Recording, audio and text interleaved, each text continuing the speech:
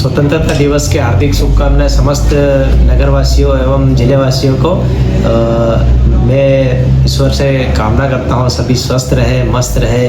तो इसी के साथ एक बार पुनः समस्त देशवासी और प्रदेशवासी और जिलेवासी, नगरवासियों, मेरे समस्त स्टाफ एवं पत्रकार बंधु एवं समस्त आदरणीय गुरुजी, आप सभी को स्वतंत्रता दिवस की हार्दिक बधाई, शुभकामनाएं।